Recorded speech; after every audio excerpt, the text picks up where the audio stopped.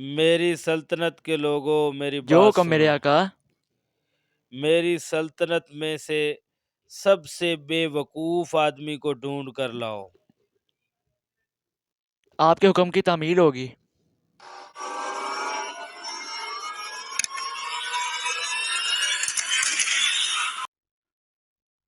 وہ ادھر آ، تو کون ہے؟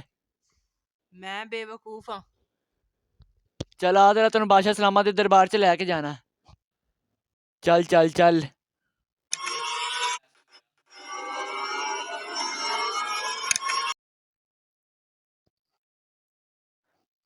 بادشاہ سلامت، یہ رہا ہماری سلطنت کا سب سے بڑا بے وقوف۔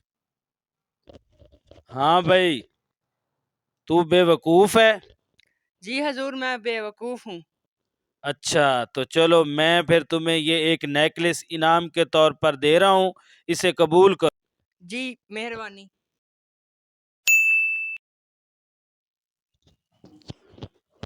میں بادشاہ حضور سے ملنا چاہتا ہوں، مجھے ملنے کی اجازت دی جائے۔ رکو ذرا یہاں پر، میں بادشاہ سلامت سے پوچھ کر آتا ہوں۔ بادشاہ سلامت، وہ بے وقوف آپ سے ملنا چاہ رہا ہے، کیا اس کو آپ کے سامنے حاضر کیا جائے؟ بھیج دو بھیج دو۔ بے وقوف کو حاضر کیا جائے۔ آؤ بیٹھو یہاں پر۔ السلام علیکم بادشاہ حضور۔ وعلیکم السلام۔ بادشاہ حضور کیسے ہیں آپ؟ میری طبیعت بہت خراب ہے۔ کیا ہوا بادشاہ صاحب؟ میں اس سفر پہ جا رہا ہوں جس کی کوئی بھی منزل نہیں ہے، جہاں سے کوئی بندہ واپس نہیں آ سکتا۔ تو بادشاہ حضور، آپ نے وہاں تو اپنے رہنے کا بندوبست کیا ہی ہوگا۔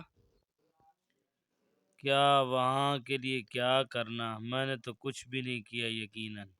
بادشاہ صاحب، آپ تو بہت عقل مند ہیں، آپ نے تو اپنے وہاں رہنے کا انتظام کیا ہوگا۔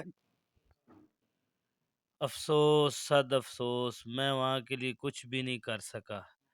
میں بس دنیا کے لیے کرتا رہا، آخرت کے لیے میں نے کچھ بھی نہیں کیا۔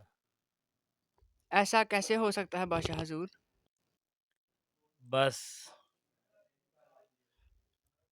یہ لیں، اس ہار کے آپ زیادہ حقدار ہیں میرے سے، اس کا آپ پہ زیادہ حق ہے۔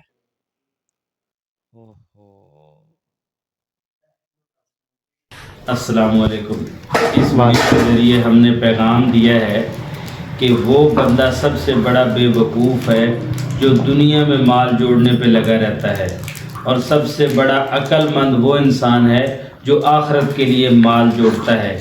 اس ویڈیو میں جو بادشاہ تھا وہ بہت بڑا بے وقوف تھا، اور جو بے وقوف تھا وہ سب سے بڑا عقل مند تھا۔